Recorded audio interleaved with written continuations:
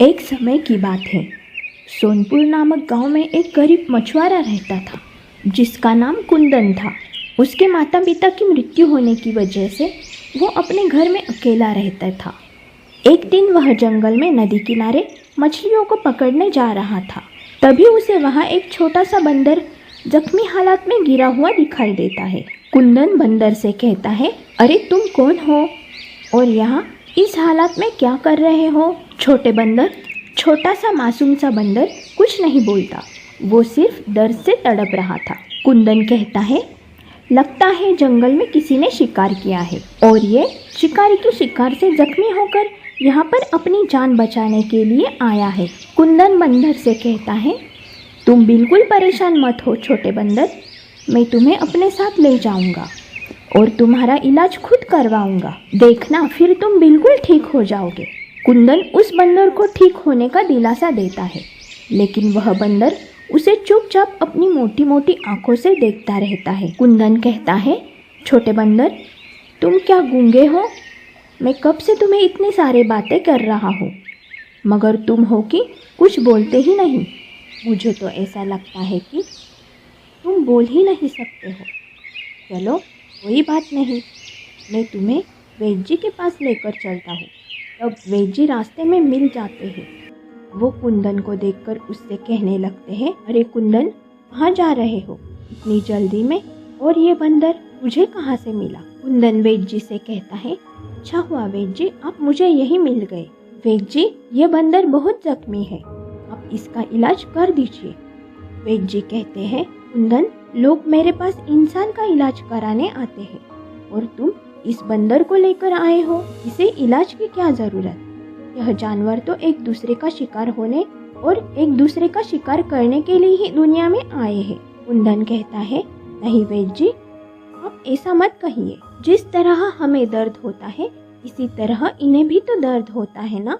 वैद्य जी कहते हैं, मुझे नहीं लगता कि तुम्हें अपनी मेहनत की कमाई इस बंदर के इलाज में लगानी चाहिए। कुंदन कहता है, वैद्य जी, मेरे पैसों का मोल इस बंदर की जान से बढ़कर नहीं है। वैद्य जी कहते हैं, ठीक है कुंदन, तुम्हारी यही जिद है तो इसके आगे मैं क्या कर सकता हूँ, चलो मेरे साथ।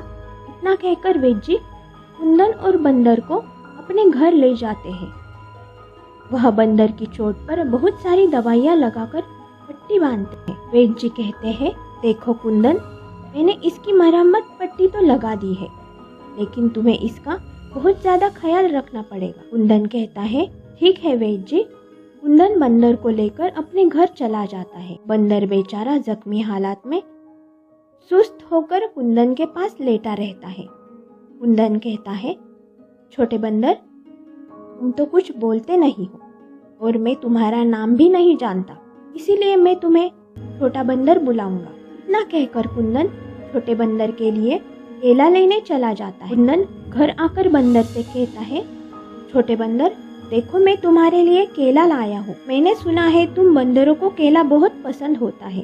अब जल्दी से उठो और ये सारे केले खाकर खत्म करो। इसके बाद तुम्हें अपनी दवाई भी तो लेनी है, तभी तो तुम ठीक हो पाओगे। कुंदन इतना कहकर अपने हाथ से केले के छिलके को उतारता है और केले के छोटे छोटे टुकड़े छोटे बंदर के मुंह में डालने लगता है।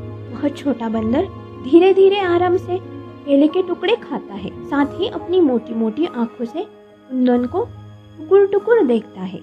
दिन गुजरते जाते हैं और कुंदन उस छोटे बंदर की ऐसी ही सेवा करता है जिससे वह छोटा बंदर ठीक हो जाता है। कुंदन छोटे बंदर से कहता है, छोटे बंदर, अब तुम पूरी तरह से ठीक हो चुके हो। मुझे लगता है कि तुम्हें तुम्हारे परिवार के पास पहुंचा देना चाहिए। चलो मैं परिवार के पास जंगल में छोड़ देता हूँ। कुंदन यह कहकर बंदर को जंगल की तरफ लेकर जाता है। कुंदन कहता है, ये लो छोटे बंदर, तुम्हारा जंगल आ गया, अब तुम अपने परिवार के पास चले जाओ। मुझे यकीन है कि तुम्हारे परिवार वाले भी तुम्हें ढूंढ रहे होंगे। कुंदन की यह बात सुनकर छोटा बंदर उसकी गोद से उतरता ही नहीं है। कुंदन बंदर को ऐसा करते देख उससे कहता है, छोटे बंदर, अब तुम जंगल में अपने परिवार के पास जाओ। कुंदन के बहुत कोशिशों के बाद भी बंदर उसकी गोद से नहीं उतरता। छोटे बंदर को ऐसा करते देख कुंदन परेशान होकर कहता है, छोटे बंदर, मैं क्या करूं? तुम तो मेरी गोद से उतर ही नहीं रहे हो। लगता है तुम वापस जाना ही नहीं चाहते। कुंदन की ये बात सुनकर बंदर उसके सीने में अपना मुंह छुपा लेता है। छोटे बंदर को ऐसा करते देख कुंदन मुस्कुराता है और कहता है, अच्छा तो तुम मेरे साथ रहना चाहते हो, जैसे मेरे घर में मेरे अलावा और कोई नहीं रहता। अच्छा है, मुझे तुम्हारे रूप में अपने लिए एक साथी मिल जाएगा। यह कहकर उस बंदर को अपने घर वापस ले आता है और फिर वो दोनों साथ रहने लगते हैं। छोटा बंदर उसके हर काम में हाथ बटाता है। एक दिन कुंदन नदी किनारे मछली पकड़ने जाता है। तभी वहाँ एक दूसरा मछुआरा आता है और कहने लगता है, तुम कौन हो और यहाँ आप क्या कर रहे हो? तब कुंदन कहता है, मैं कुंदन और यहाँ पर मछली पकड़ने आया हूँ। तब मछुआरा कुंदन से कहता है, मैंने तो तुम्हें यहाँ पर पहले कभी नहीं देखा। मैं तो यहाँ रोज़ आता हूँ। हो सकता है कि आप और मैं रोज़ाना अलग अलग समय पर मछली पकड़ने आते हैं, इसीलिए हम दोनों की कभी मुलाकात नहीं हुई। मछुआरा कहता है, तुम मुझसे झूठ मत बोलो, और रही बात तुम्हारे यहाँ आने की, तो आज के बाद मैं तुम्हें यहाँ मछली पकड़ता न देखूं। अगर तुमने दोबारा इस नदी से मछलियाँ पकड़ने की कोशिश भी की तो मैं तुम्हें इस नदी में फेंक दूंगा। कुंदन गरीब होने के साथ ही बहुत सीधा भी था, इसलिए वह उस मछुआरे से बिना कुछ कहे चुपचाप अपने घर आ जाता है, जहाँ छोटा बंदर उसके आने का इंतज़ार कर रहा होता है। कुंदन कहता है, छोटे बंदर, अब मैं क्या करूँ? मेरे पास कोई दूसरा काम भी नहीं है जिससे मैं अपना और तुम्हारा खर्चा उठा सकूं। कुछ देर बाद कुंदन फिर से छोटे बंदर से कहता है, छोटे बंदर, मैं सोच रहा हूँ कि हमें यहाँ से कहीं जाकर कोई नया काम ढूंढ लेना चाहिए। कुंदन यह कहकर छोटे बंदर को अपने साथ ले जाता है और चलते चलते वो दोनों जंगल की तरफ आते हैं। तभी अचानक बंदर कुंदन का हाथ जोर जोर से खींचने लगता है। तब कुंदन कहता है, छोटे बंदर, क्या हुआ? तुम ऐसे मुझे बार बार क्यों खींच रहे हो? अच्छा, मैं समझ गया, तुम्हें भूख लगी है। रुको, मैं देखता हूँ, शायद इस जंगल में तुम्हारे खाने लायक कोई फल मिल जाए। कुंदन यह कहकर उस बंदर को अपने साथ लिए जंगल के अंदर किसी फल की तलाश में इधर उधर देखता है, लेकिन उसे उस जंगल में सूखे पेड़ों के अलावा कुछ नहीं दिखाई देता है। तभी कुंदन छोटे बंदर से कहता है, तुम्हारे खाने के लिए कोई फल नहीं दिखाई दे रहा है। अब तुम्हें अपनी भूख थोड़ी देर और बर्दाश्त करनी पड़ेगी। हम जैसे ही दूसरे राज्य पहुंचेंगे, हो सकता है वहाँ कोई हमारी मदद कर दे। कुंदन यह कहते हुए उस जंगल से निकल जाता है और चलते चलते दूसरे राज्य पहुंचता है। कुंदन छोटे बंदर से कहता है, अब तो शाम होने आई है, लेकिन अभी तक मुझे तुम्हारे लिए कोई खाना नहीं मिला। अभी कुंदन छोटे बंदर से कह ही रहा था कि तभी उसे पीछे से उस राज्यों के राजा आते हुए दिखाई देते हैं। राजा कुंदन से पूछते हैं, तुम कौन हो? आज से पहले तो मैंने कभी तुम्हें राज्य में नहीं देखा। कुंदन कहता है, महाराज, असल में मैं आपके पड़ोसी राज्य से आया हूँ। तब राजा कहते हैं, अच्छा, तो तुम यहाँ पर नए हो, तो मैं यह जान सकता हूँ कि तुम यहाँ क्यों आए हो? कुंदन कहता है, महाराज, मेरा नाम कुंदन है और मैं एक मछुआरा हूँ, मगर मेरे पास इस समय कोई काम नहीं है, इसलिए मैं काम की तलाश में आया हूँ। महाराज कहते हैं, अच्छा, तो तुम यहाँ काम की तलाश में आए हो? अगर मैं कहूँ कि तुम मेरे महल के सामने वाली नदी और उसके पास की झरने की साफ सफाई करो, तो बदले में तुम्हें मैं खाने और रहने की जगह दूंगा, तो क्या तुम यह काम करना चाहोगे? कुंदन राजा की यह बात सुनकर खुशी खुशी हाँ कर देता है और कहता है, महाराज, आपका बहुत बहुत शुक्रिया कि आपने मुझे काम पर रखा। महाराज कहते हैं, अरे कोई बात नहीं, तुम हमारे पड़ोसी राज्य से आए हो, हमारे मेहमान हो, इस नाते तुम्हारी मदद करना हमारा कर्तव्य है। राजा यह कहकर कुंदन और उसके बंदर को अपने महल में ले जाते हैं। दिन गुजरते हैं। कुंदन सारा दिन महल के पास झरने और नदी की साफ सफाई करता है और उसका छोटा बंदर भी उसके छोटे छोटे काम में उसकी मदद करता है। राजा कुंदन को मेहनत और ईमानदारी से काम करता देख बहुत प्रसन्न होते हैं। एक दिन मंत्री जी राजा के पास आते हैं और कहते हैं, महाराज, क्षमा चाहूँगा, लेकिन आपके लिए एक बुरी खबर है महाराज। महाराज पूछते हैं, कैसी बुरी खबर? मंत्री जी कहते हैं, महाराज, जो कीमती खजाना रखा था वह चोरी हो गया है। मंत्री जी की बात सुनकर राजा गुस्से से महल के सारे नौकरों को अपने पास बुलाते हैं। महाराज कहते हैं, मैं जानता हूँ कि तुम लोगों में से ही किसी ने मेरे खजाने की चोरी की है, तो जिसने भी यह काम किया है वो सामने आ जाए और सच बता दे। मैं वादा करता हूँ कि मैं उसे माफ कर दूंगा, साथ ही कुछ खजाना भी दूंगा। लेकिन अगर तुमने सच नहीं बताया तो मैं तुम सबके साथ बहुत बुरा करूंगा। राजा यह कहकर एक एक नौकर से पूछताछ करते हैं। तभी मंत्री जी राजा से कहते हैं, महाराज, मुझे लगता है कि यह काम हमारे राज्य के किसी नौकर का नहीं है, बल्कि दूसरे राज्य से आए कुंदन का है। महाराज कहते हैं, मुझे नहीं लगता मंत्री जी कि कुंदन ऐसी हरकत करेगा। वो तो मुझे बहुत ही सीधा और ईमानदार लगता है। मंत्री जी कहते हैं, लेकिन महाराज, मुझे तो यही लगता है। महाराज कहते हैं, मंत्री जी, आप इतने यकीन से कैसे कह सकते कि वह कुंदन ही है जो माल के अंदर और बाहर आ जा सकता है? महाराज, मुझे लगता है कि हमें कुंदन की तलाशी लेनी चाहिए।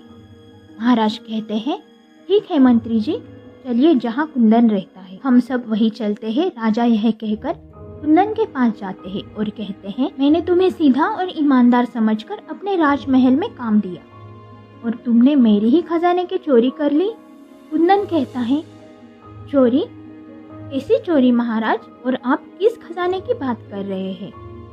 मंत्री जी कहते हैं, कुंदन, जितने सीधे तुम दिखते हो उतने हो नहीं। अब बताओ, तुमने महाराज का खजाना कहाँ छुपाया है? कुंदन कहता है, महाराज, मेरा यकीन कीजिए, मैंने कोई खजाना नहीं चुराया है। कुंदन अपनी बेगुनाही साबित करने की कोशिश करता है, मगर राजा उसकी एक नहीं सुनता। तभी मंत्री जी कुंदन के आसपास तलाशी लेने लगते हैं। तलाशी लेने पर उन्हें सोने के कुछ सिक्के मिलते हैं।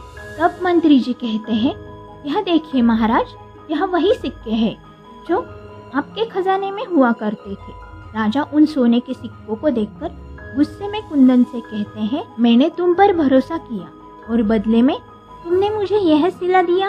अब तुम्हारी सजा यही है कि तुम हमेशा के लिए मेरे महल में कैद रहोगे। राजा यह कहकर अपने सिपाहियों को कुंदन को कैद करने का हुक्म देते हैं।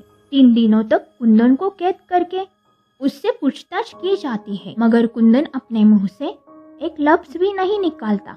महाराज मंत्री जी से कहते हैं, मंत्री जी, कुंदन को कैद करके 3 दिन बीत चुके हैं, लेकिन अभी तक उसने खजाने के बारे में कुछ नहीं बताया। अब हम क्या करें जिससे वह हमारा खजाना वापस कर दे?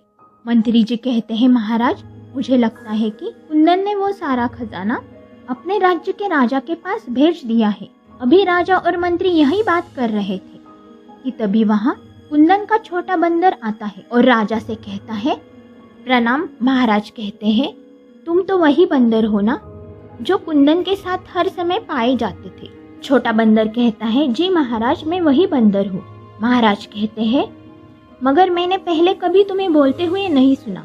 छोटा बंदर कहता है, जी महाराज, क्योंकि मैं ज्यादा बोलना पसंद नहीं करता हूँ। महाराज, मैं जानता हूँ कि आपका सारा खजाना कहाँ और किसने उसे चोरी किया है।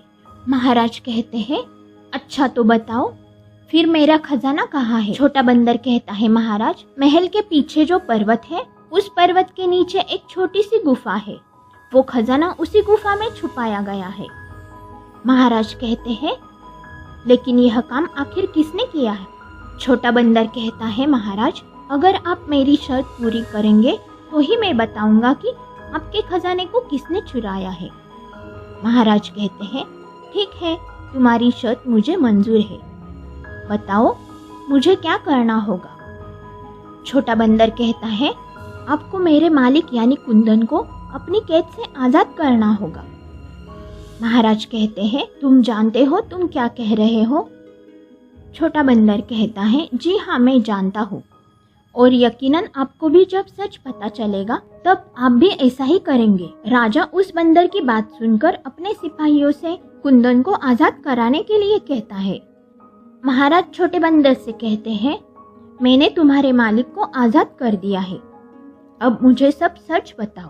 तब छोटा बंदर कहता है, जैसा कि मैंने आपको बताया, आपका खजाना उस पर्वत के नीचे है और उसे छुपाने वाला आपके मंत्री जी है। तब मंत्री जी कहते हैं, महाराज यह झूठ बोल रहा है, भला मैं आपका खजाना क्यों छुपाऊंगा? इतने सालों में क्या कभी मैंने आपसे कोई बेईमानी की है? मंत्री की यह बात सुनकर राजा फिर से कहते हैं, मूर्ख बंदर, ये क्या कह रहे हो तुम? हमारे मंत्री जी पर झूठा आरोप लगा रहे हो। तब छोटा बंदर कहता है, महाराज अगर आपको यकीन नहीं है तो आप मेरे साथ चलिए और खुद ही अपने आंखों से देख लीजिए। महाराज छोटे बंदर की बात सुनकर सबके साथ पर्वत की तरफ निकल जाते हैं। छोटा बंदर उस पर्वत के नीचे पहले गुफा में ले जाता है और वहां पर छुपा सारा खजाना राजा को दिखाता है। यह सब देखकर महाराज मंत्री जी से कहते हैं, मंत्री जी आपने मेरा खजाना चुराया, मगर क्यों? तब मंत्री जी कहते हैं, महाराज यह छोटा बंदर झूठ बोल रहा है, मैंने खजाना नहीं चुराया है। जरूर यह छोटा बंदर और उसके मालिक कुंदन का काम है। तब महाराज कहते हैं, मंत्री जी आप मेरे साथ इतनी बड़ी दगाबाजी करेंगे मैंने सोचा भी नहीं था, लेकिन अब इसकी सजा आपको जरूर मिलेगी।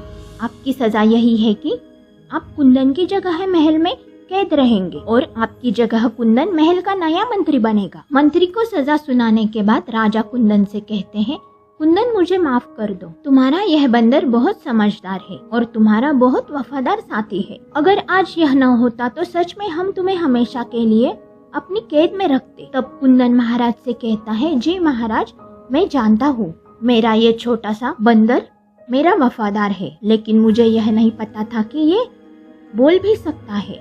वैसे छोटे बंदर तुम्हें कैसे पता चला कि ये सब मंत्री जी ने किया है? तब छोटा बंदर कहता है, जब आप कुंदन को सजा देने के लिए जा रहे थे तब मुझे एक सोने का सिक्का मंत्री जी के पास से गिरा हुआ मिला।